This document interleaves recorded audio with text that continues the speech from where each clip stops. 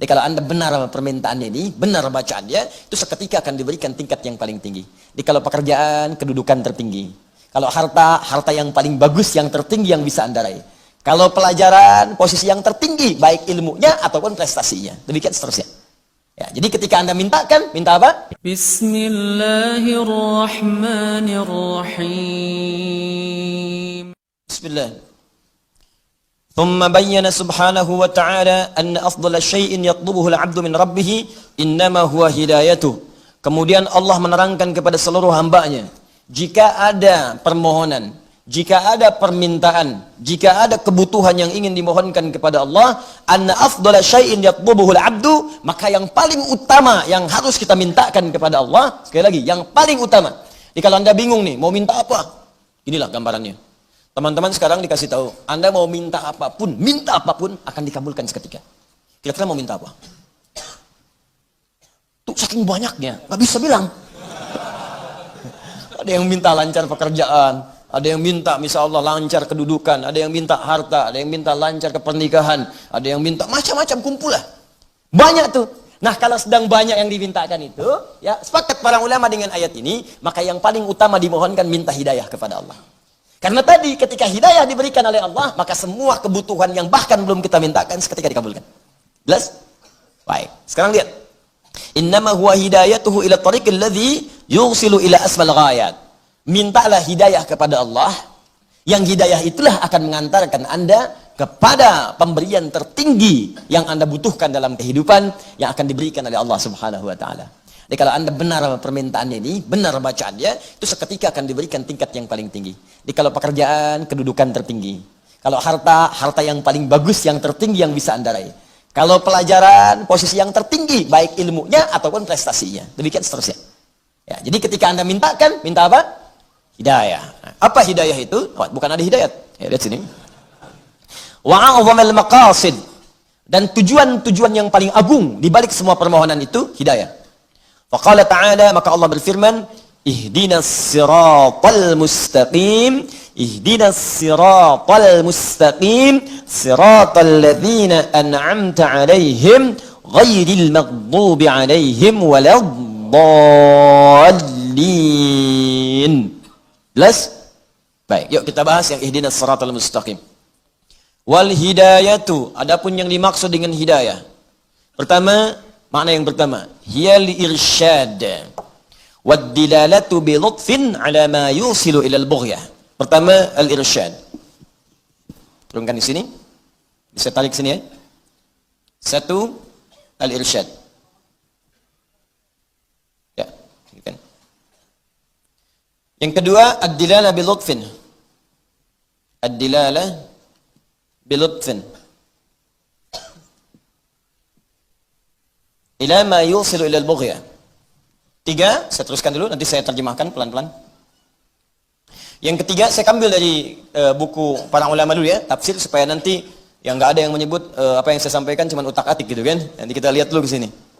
Baik, sebetulnya saya hafal, saya menghafal kitab ini. Cuman kadang-kadang kalau nggak saya bawa kitabnya, ini pendapat sendiri gitu kan. Baik. Kita aja di luar diminta kuliah umum gitu kan, masa di sini tuduh bid'ah. Wa tusnadul hidayatu ila Allah wa ila Nabi wa ila Al-Qur'an. Kadang-kadang hidayah itu bisa dipahami pertama maksudnya Allah. Jadi kalau disebutkan hidayah, maka Allah sumbernya, sumber yang dimaksudkan. Misal, walladzi qaddara fahada. Dialah Allah yang telah menentukan kebutuhan kita kadarnya berapa untuk hidup di dunia, wahada, dan memberikan hidayah. Jadi kalau ada kata hidayah, maka bisa yang dimaksudkan adalah sumbernya, yaitu Allah Subhanahu wa taala. Jadi bisa berupa sumber. Sini, saya dahulukan yang paling atas, kembali kepada Allah. Kadang yang dimaksud Al-Qur'an. Dua Al-Qur'an. Tambahkan dari sini Al-Qur'an. Dalilnya apa? Al-Baqarah ayat kedua. Dzalikal kitabu la hudan lil. Al-Qur'an jangan diragukan isinya. Hudan itu kumpulan hidayah. Jadi kalau Anda ingin menemukan irsyad, dilalah dan lain sebagainya, buka Quran, Anda temukan di situ. Anda ingin mendapatkan irsyad, dilalah, dekati Allah, itu sumbernya. Nanti saya terangkan apa itu irsyad, apa itu dilalah, apa itu yang lain. Kadang disebutkan Rasul, Nabi. Bukankah Nabi dan antara namanya hadian ila suratul mustaqim, yang ngajak, membawa hidayah kepada jalan yang benar. Nabi. Kadang yang dimaksudkan Rasulullah sallallahu alaihi wasallam. Allah kadang disebutkan Al-Qur'an sebagai kitab sumber rujukan, kadang dimaksud Rasulullah sallallahu alaihi wasallam, Rasul dengan hadis dan sunnahnya. Kalau Anda ingin dapat petunjuk jenis-jenis hidayah, maka lihat bagaimana Nabi mengajarkan. Buka hadisnya, buka sunnahnya, lihat ajarannya, buka Al-Qurannya, minta kepada Allah pemiliknya. Jadi kalau yang tiga ini sumber hidayah. Kalau makna hidayahnya sendiri, satu lagi yang terakhir, saya bacakan, ada yang terakhir, yang ketiga. Wa qad yuradu minhal isal ila ma fihi khair. Dan kadang yang dimaksud dengan hidayah itu semua bentuk-bentuk kebaikan yang kita harapkan. Kesuksesan, hidayah. Kebahagiaan, hidayah. Sukses baik tidak? Baik, maka itu masuk hidayah. Bahagia baik tidak? Baik, maka itu hidayah. Pilih mana? Sukses tidak bahagia atau bahagia nggak sukses? Sukses tapi bahagia. Hidayah. Nah, jadi kullu ma fihi khair. Saya jadikan hitam karena ini banyak yang diharapkan. Kullu ma fihi khair. Rumah tangga tenang, kan? Bagian dari kebaikan. Jadi semua yang baik-baik itu disebut dengan hidayah. Irsyad adalah petunjuk yang bisa membedakan secara matang dengan nalar mana yang baik, mana yang buruk. Nah, teman-teman, irsyad ini itu bagian dari hidayah. Jadi kalau Allah sudah berikan hidayah pada seseorang, maka hidupnya akan tertata dengan rapi. Mana yang pertama? Dia bisa bedakan, ini yang benar nih.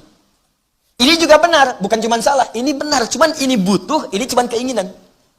Nah, gini nih, praktek paling gampangnya. Saya sering contohkan ini. Kalau haus itu pengen apa? Nah, berarti yang dibutuhkan minuman kan? Ya, artinya sepanjang ada minuman yang halal, yang benar, karena makna rushdun itu bisa bedakan mana halal, mana haram. Sepanjang ada minuman yang halal, yang selesai itu, dengan minuman itu haus hilang, maka dia cukupkan pada itu. Ini ada air bening, cukup, minum aja. Ya, rumus nabinya dipakai. Khudh biyaminika ma yalik, ambil dengan tanganmu, tangan kananmu yang paling dekat denganmu. Sambillah, sebut nama Allah, bismillahirrahmanirrahim. Kemudian baru nikmati, bismillahirrahmanirrahim. Alhamdulillahirrabbilalamin. Selesai, simpan lagi. Yang penting bisa minum. Tapi kalau Anda kemudian, maaf ya, untuk minum saja masih memenuhi nafsu keinginan, benar memang uang ada halal, tapi mempersulit diri, itu belum punya sifat irsyad. Mah, mau minum. Siapa? Datang. Air bening. Ah, nggak mau air putih. Ini bukan peti, Pak. Bening, sebening jiwa mama. Misal. Kadang-kadang kan perlu juga yang seperti itu. Ah, Mamah Diana. Bukan, Mamah kan Ani. Tapi Diana malam ini, apa itu Diana? Diam-diam mempesona. Catat. Kasihan Faruk. Ntar ya, sebelum kiamat kurang 2 hari dapat insyaallah. Setidaknya begitu dihisab pernah menikah. Dok, alhamdulillah. Baik. Jadi kalau dikasih, nggak mau yang ini, pengennya jus. Repot. Jus apa, Pak? Buah naga. Naga yang mana? Hongkong. Itu capek. Capek, berarti Anda belum irsyad. Belum qanaah di sini. Yang ada nikmati. Jangan mencari yang nggak ada, nggak akan ketemu. Nyari yang nggak ada itu nggak akan ketemu, yang nggak ada. Apa yang dicari? Susah. Tapi memang uangnya ada, tapi membuat Anda sulit, berarti belum irsyad tuh. Walaupun itu halal. Jadi kalau orang dapat hidayah, hidupnya enak, Pak. Ya, mau berpakaian, fungsi pakaian kan menutup aurat. Yang penting aurat ketutup, nggak harus semua dibeli. Nggak harus semua dibeli. Yang paling aneh itu uangnya halal, tapi diberikan yang haram, itu yang fatal. Uangnya halal, tapi diberikan pakaian yang membuka aurat. Ngapain beli sesuatu untuk dibuka? Nggak sesuai fungsi. Fungsi pakaian itu menutup tubuh. Yang nggak ditutup cuma binatang. Makanya Anda nggak pernah lihat monyet pakai baju, misalnya. Monyet asli, bukan monyet peliharaan. Ya. Kambing pakai celana, kan? Ya, sapi pakai kerudung, nggak ada. Nggak ada, demi Allah saya katakan. Karena bukan fitrahnya dan kerah, begitu dipakein baju, marah dia. Marah. Manusia karena bukan hewan, sebaliknya pakai baju, pakai pakaian supaya ditutup. Jangan dibuka, kalau cuma dibuka nggak akan menang, binatang lebih jagoan. Ya, jangan kontes dengan hewan, nggak akan menang. Ya, jadi itu perbedaannya. Pakai buat nutup, ini sudah punya harta yang halal, dipakai beli yang haram, ya nggak nyambung jadi. Ini beli, buka, udah beli, kadang disobek, ya gimana lagi gitu. Ya, saya bingung manusia sekarang nih. Ya, tapi kita doakan baik insya Allah. Baik, maksudnya apa? Bisa berubah. Nanti kalau sudah dapat hidayah, pakaian pun bukan cuma sekedar koleksi. Ada lagi yang begini, beli juga, menutup aurat, cuman bukan butuh. Pengen aja. Ada model baru, beli. Model baru, beli. Dipakai? Enggak. Dipajang aja. Lihat. Ya, ada pakaian, ada kendaraan, buat dipajang doang. Dipakai enggak? Yang paling kasihan, kalau koleksi kendaraan itu belum bisa mengantarkan dia untuk ibadah, itu kasihan. Coba Anda bayangkan. Kebayang enggak? Belum. Ini gini ya, ada orang, dia sepeda nggak punya, motor aja nggak pernah mimpi, ya, apalagi kendaraan yang lain. Tapi kedua kakinya masih bisa dia gunakan untuk ke masjid. Untuk ke masjid. Jaraknya jauh dari masjid, 2 kilo, 3 kilo. Ya, kadang jalan kaki, dia tempuh untuk ibadah tuh, Masya Allah. Ada orang sepeda punya, mereknya banyak. Ya, motor dia punya, mobil pun banyak koleksinya, sampai yang baru-baru banyak. Jarak masjid ke rumahnya cuma 100 meter. Tapi kendaraan itu belum mampu mengantarkan dia untuk ibadah. Anda butuh kendaraan apa lagi? Ambulan. Hah? Butuh apa lagi? Tapi kalau ditanya, pengen ke surga. Surganya elit lagi, tanpa hisab, pengen cepat gitu. Ya gimana? Kita jujur aja lah gitu, jujur pada diri kita. Nah, orang irsyad kalau dapat hidayah pertama yang Allah berikan adalah kemampuan untuk membedakan yang hak dengan yang batil, baik dengan benar, dan menggunakan baik itu sesuai aspek kebutuhannya. Itu hidayah yang pertama. Jelas ya? Nah, jadi coba petakan diri kita. Biasanya bersanding dengan ibadah, kalau ibadahnya bagus, ini datang dengan sendirinya, sudah. Allah sumber hidayah akan berikan pada kita. Jadi begitu kita benar ibadahnya, dengan Allah dekat seketika ini. Demi Allah saya katakan ya, hijrah yang pertama kali, jika Anda berhijrah, sekarang sedang tren kan, hijrah.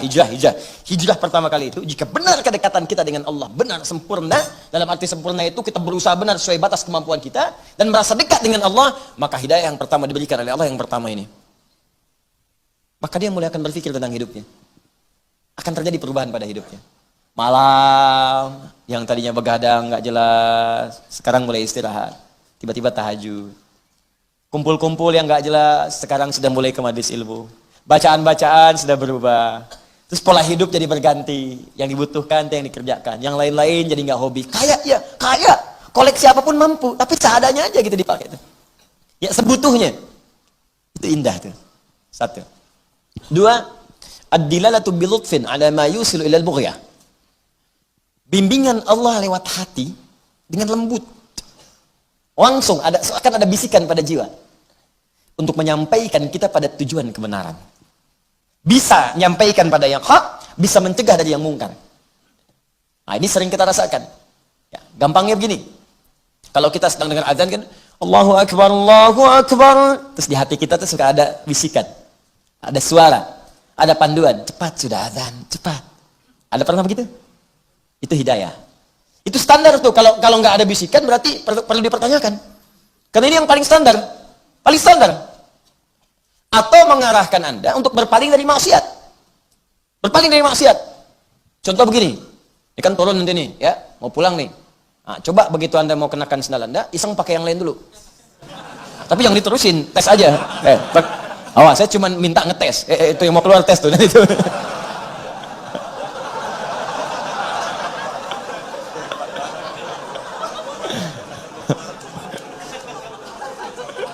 Langsung praktek dia.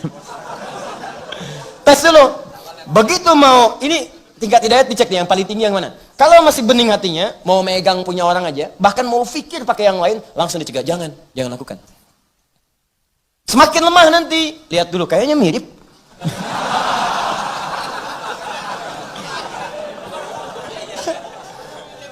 Di hati emang begitu, emang mirip, tapi bukan punya ente. Lemah lagi, mau dipakai. Sampai begitu mau dipakai, kalau pertama kali belum pernah berbuat salah, itu hatinya akan gelisah. Kamu salah. Sampai di mimpi pun ke bawah mimpi. Kamu salah. Nah, itu yang paling datar. Ya, kalau ini banyak turunan nanti ada di mata, masuk ke mata, ngelihat yang salah cepat palingkan. Itu nggak benar. Ada ke tangan, mau megang salah, palingkan. Ya, kaki mau melangkah yang salah, nggak boleh. Balik lagi. Nah, itu hati kita itu. Itu namanya burhan. Apa namanya? Burhan. Burhan itu orang yang punya bimbingan di jiwanya untuk mengarahkan dari yang buruk kepada yang baik.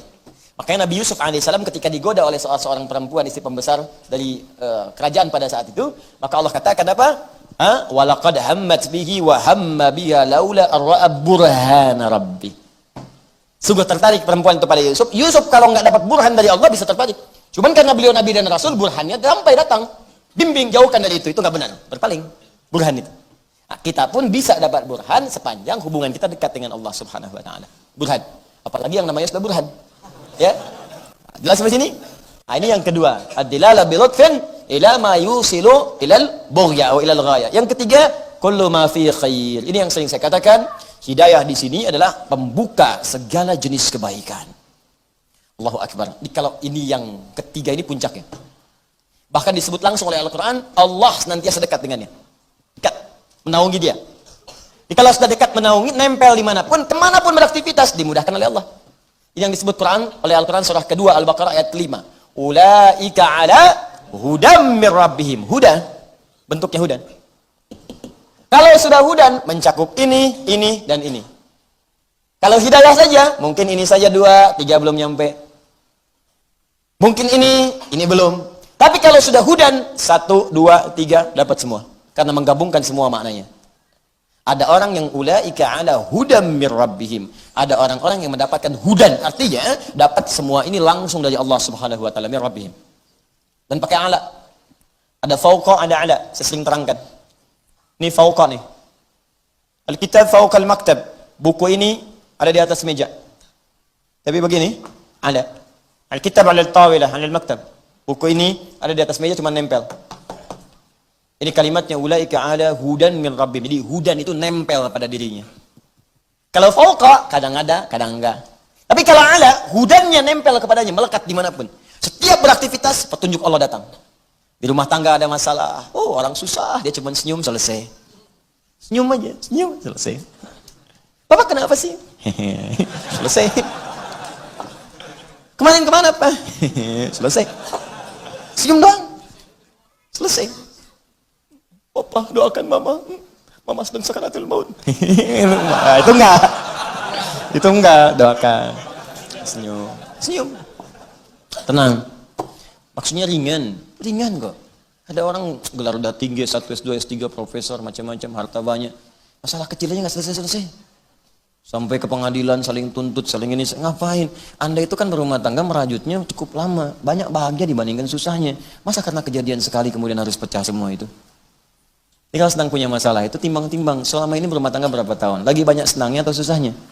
Pasti banyak senangnya. Masa karena susah sedikit langsung mengubur semua kesenangan yang telah kemudian Anda rajut anak lama itu? Ya, jangan sampai nilai setitik menghapuskan susu sebelangga. Ya, jelas ya? Baik. Nah ini hudan min rabbihim. Kalau sudah mendapatkan hudan dari Allah, rumah tangga tenang. Ke kantor, enak. Nyaman. Jadi gini, kadang-kadang ujiannya sama dengan orang. Tapi karena dapat hidayah dari Allah, menyikapinya beda. Ini mau ke kantor nih, tiba harus jam 7. Berangkat tuh jam 5. Coba macetnya luar biasa. 3 gerbong kereta kayaknya. Bus, panjang. Orang-orang yang nggak dapat bimbingan Allah, yang keluar keluhan. Karena jiwanya kosong. Wah ini saya angkat macet begini, pompim, rame. Terus bikin status lagi. Macet ya, gak selesai. Tapi yang ini tidak. Jam berapa sampai? Jam 7. Sekarang jam berapa? Setengah 7. Oh. Estimasi berapa? Masih 2 jam. Alhamdulillah. Ada 2 jam untuk bisa mendengarkan Al-Quran. Rizki sudah diatur. Toh kita buru-buru pun tetap macet juga. Nyampe sana pun tetap juga macet. Nikmati perjalanan. Kalau di sana telepon, kasih tahu. Pak, ini sebentar lagi 30 menit lagi. Alhamdulillah. Bapak di mana? Masih di Bekasi. Kok masih di Bekasi? Macet. Kenapa nggak bisa cepat-cepat? Bisa. Bagaimana caranya? Ya hadapi kemacetan. Ya, tenang aja. Ya, kalau di sini ada masalah perusahaan, terangkannya sejujurnya tadi macet mau apa? Pindah kemudian divisi, nggak apa-apa pindah. Alhamdulillah. Toh tidak akan mengurangi rezeki. Terangkan apa adanya, nggak usah berbohong. Sebentar lagi sampai on the way, padahal baru keluar rumah. Bilang on the way. Tuh wajah-wajah kelihatan tuh. On the way, baru keluar rumah. Buat tenangin doang. Modus tuh. Apa adanya, sampein aja. Sampein apa adanya, bismillah, sampaikan. Itu enak. Ada orang lain mengeluh, dia macet. Dan biasanya kalau sudah begitu, Allah akan timpakan kejadian yang lain yang membuat kita itu tepat mendapatkan apa yang telah kita rencanakan. Saya sering begitu ta'lim tuh. Tiba-tiba, oh ini nggak mungkin, nggak mungkin. Oh yang paling dahsyat tuh dulu saya masih inget tuh. Ya, jadi mau khutbah Jumat di Kuningan, sebentar lagi, tinggal 10 menit lagi. Teman-teman nyampe, pas di Kuningan, mobil kita yang kita kendarai itu ngambil ke bahu, ya. Kemudian di jauh, masih jauh tuh, ada staf polisi melihat tuh. Ya, terus dia masuk lagi ke tengah. Saya diam aja sampingnya. Terus polisinya ngelihat, langsung menunaikan tugas. Benar nih polisi. Ya, minggir. Ya kan? Itu biasanya kan perasaan cinta terbagi dua. Bertemu dengan kekasih, yang kedua bertemu dengan polisi. Dan dikduk. Sopir. Ya. Apa itu tanda cinta gitu kan? Nah, begitu udah dekat, berhenti, tanya. Nah, ini yang jadi masalah tuh. Teman kita belum ditanya apa-apa, udah ngeluarkan SIM. Padahal pertanyaannya, mau kemana be katanya. Saya kan duduk di sampingnya, saya yang pakai jas kan, pakai peci. Nanya ke samping karena lebih sepuh dari saya, mau kemana be? Dikeluarkan kartu SIM. Ngeliatnya ke saya lagi begini kan. Saya bilang, khotbah Jumat pak, saya khotib. Oh iya, silakan. Mana disuruh jalan lewat bahu, Anda bayangkan. Jadi cepat nyampe ke sana. Begitu nyampe, pas mau ke atas mimbar, pas khutbah. Nyampe. Saya bilang sama kawan tadi, Pak, kalau ditanya, jawab sesuai pertanyaan. Mau kemana? Jawab, mau khutbah. Ini mau ditanya kemana? Keluarin SIM. Enggak nyambung. Ini yang sering celaka. Ya, selamat pagi, 100.000 keluar. Ya, selamat pagi. Ini penyakit nih. Kadang-kadang banyak baik jadi buruk karena dipicu oleh itu. Selamat pagi, pagi pak. Ya, alhamdulillah. SIM ada? Ada pak. STNK ada? Ada pak. Tahu melanggar? Tidak tahu pak. Anda baru melanggar lampu merah. Lihat ini? Oh, lihat pak. Kenapa dilanggar? Saya nggak tahu, ada bapak.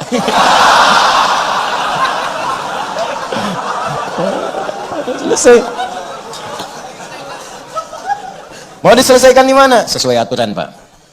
Maksudnya apa? Belajar sholat tilang. Wah, bayar aja. Enggak pak, tilang aja. Diskusi aja, tilang aja pak. 10.000 aja, tilang aja. tilang. Kalau bapak mau ingatkan saya tanpa bayar, tanpa ada apa dengan peringatan, alhamdulillah pak, saya jalan. Tapi kalau bapak memang ini harus ditilang, tilang. Jangan melanggar aturan. Ya, bapak butuh, kasih tahu. Mungkin saya bisa sedekah. Itu caranya. Gitu. Jadi marwah pun akan dijaga. Baik, tilang. Udah selesai. Tilang, ikuti aja nggak apa-apa. Namanya peraturan. Ikuti. Berangkat. Sidangnya sidang, sudah enak hidup kita. Ini nggak ada beban. Ya, ini udah ngasih, di perjalanan ngomel lagi. Ya, minta kebanyakan, ente yang ngasih. Kalau anda tidak memberi peluang pada maksiat, maka insya Allah jalan lebar kebaikan akan terbuka. Jelas? Nah, kalau sudah semua itu, wa ulaika humul muflihun. Lihat ayatnya. Ulaika ada udamir wa ulaika humul. Kalau anda dekat dengan hidayah Allah, di rumah dapat hidayah, di kantor dapat hidayah, di pekerjaan dapat hidayah, maka anda jadi orang paling bahagia semuka bumi. Selesai. Udah nikmat hidupnya. Nggak susah. Buah habis, pulang ke rumah, datang buah baru. Makanan habis, datang makanan baru. Nikmat. Kalau nggak percaya silahkan coba. Anda nggak harus jadi ustadz, karena sahabat Nabi bukan ustadz semua. Ada pengusaha, ada Abu Bakar, ada Uthman, ada diplomat Amr bin As, ada ustadz pengajar seperti Ali bin Abi Thalib. Seringkali sederhana. Sayyidah Fatimah Az-Zahra, Allahu Akbar, nahnu nuhibbuh. Kita mencintai keluarga Nabi, terlihat Nabi karena Allah Subhanahu wa taala. Sayyidah Fatimah itu sederhana, Ali bin Abi Thalib. Udah berapa hari nggak makan, datang kepada Nabi. Ya, mau minta, malu. Nabi tahu. Kata Nabi, mau nggak saya satu ajarkan? Satu kalimat kalau engkau baca nggak akan fakir selama hidup. Diajarkan oleh Nabi. Saya pilih mana? Pilih makanan atau doa? Kata beliau, pilih doa. Diajarkan oleh Nabi dan Masya Allah teman-teman sekalian. Walaupun hidup sederhana, tapi merasa nikmat kebahagiaannya. Indah sekali. Coba lihat Ashabul Kahf. Ashabul Kahfi yang kita tiap malam Jumat baca surat Al-Kahfi. Kan tinggal di gua. 309 tahun tinggal di gua. Bayangkan. Kulkas nggak ada. TV nggak ada. Gua. Gak percaya coba datang ke gua tuh. Lihat apa yang ada di situ. Beruang bilang, ngapain di sini? Cek, gak ada apa-apa. Tapi bisa nikmat. Tidur enak. Saking enaknya 309 tahun gak bangun-bangun. Nikmat. Jadi kalau sudah mendapatkan hidayah Allah Subhanahu wa taala, makanya Anda baca ayatnya dengan benar. Anda akan dapatkan di situ huda. Ya, nahnu naqussu 'alaika naba'ahum bil haqq. Innahum fityatun amanu bi rabbihim wa zidnahum hudan. Hudan disebutkan. Baca dengan benar ayatnya. Quran 18 ayat 13 itu. Nahnu naqussu 'alaika naba'ahum bil haqq. Kami kisahkan kisah para pemuda itu kepada kalian dengan benar. Enggak ada rekayasa di sini. Enggak ada buatan-buatan. Innahum fityatun amanu bi rabbihim. Mereka orang-orang pemuda-pemuda yang beriman kepada Allah. Iman itu kalau disebutkan tunggal berarti bersatu dengan amal soleh. Karena kalimat ini nyambung dengan amal soleh. Jadi kalau Anda beriman pasti beramal soleh. Karena itu kalau iman disebutkan, amal soleh nggak usah lagi disebutkan. Kadang disandingkan untuk latihan. Kalau sudah mantap latihannya, tinggal imannya disebutkan. Makanya si pemuda ini amalnya nggak disebutkan, imannya aja. Karena amalnya sudah nampak. Wa zidnahum huda. Ketika imannya kuat, amalnya banyak, zidnahum huda, kami tambahkan kenyamanan dari kami. Saking nikmatnya hudan dari Allah, kullu ma fi khair. Semua yang baik-baik dapat di gua itu. Bayangkan, mau makan gak usah nyari lagi. Udah ada, tidur enak, gak ada yang bangunin, gak ada yang ganggu. Sampai bangun-bangun rambut panjang, kuku panjang gitu kan. Ya, enak, nikmat. Dimiring-miringkan, kadang ke kanan, kadang ke kiri, cahaya menyinari terus di gua itu. Nikmat gitu. Ini prinsip dalam hidup. Kalau Anda baca dengan benar, walaupun Anda tinggal di kontrakan sederhana, sempit, dan mungkin tidak banyak fasilitas seperti orang lain, tapi Anda dekat dengan Allah, Anda seperti tinggal di istana yang dicukupkan semuanya oleh Allah. Itulah prinsip surat Al-Kahf. Tapi kalau Anda jauh dari Allah dan tidak mendapatkan hidayahnya, walaupun luas, tapi hidup Anda akan tersiksa dengan beban dunia. Kerja lagi, kerja lagi, kerja lagi. Rekening miliaran itu nggak berpengaruh pada Anda. Capek, kerja lagi. Bisa nggak kebayang? Uang ratusan miliar di rekening masih korupsi juga. Itu apa yang salah coba? Nah, itu prinsipnya. Jadi jangan lihat, bukan aib ngontrak itu. Saya dulu ngontrak biasa saja. Dan saya senang dengan itu. Alhamdulillah, semua serba nikmat. Nikmat, saya nggak ada bedanya. Ya, rumah kontrakan, rumah tetap nggak ada bedanya bagi saya. Meninggal juga, ditinggal juga semuanya. Nggak ada bedanya. Demi Allah saya katakan nggak ada bedanya.